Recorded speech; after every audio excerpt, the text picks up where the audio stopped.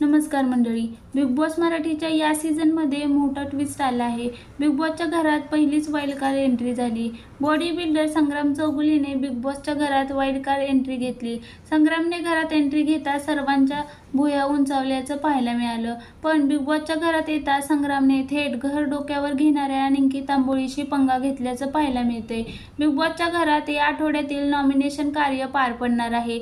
या कार्यात अपात्र असणाऱ्या सदस्यांना स्विमिंग पूलच्या जादुई विहिरीत पडायचं आहे. या टास्क दरम्यान व्हिडिओ समोर आला आहे. यामध्ये घरातील काही सदस्य विहिरीत उडी घेताना दिसत आहे.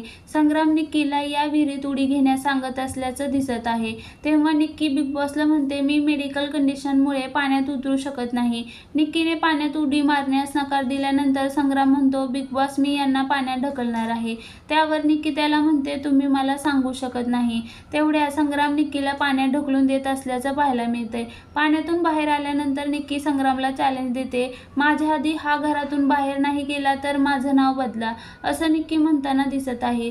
त्यावरही संग्राम रिॲक्शन देताना दिसत आहे. दरम्यान गेल्या आठवड्यात छोटा पुढारी घनश्याम दरोडेचा बिग बॉसच्या घरातील प्रवास संपला. त्यानंतर घरात संग्रामची वाईल्ड कार्ड एंट्री झाल्याने घरातील समीकरणं बदलल्याचं दिसणार.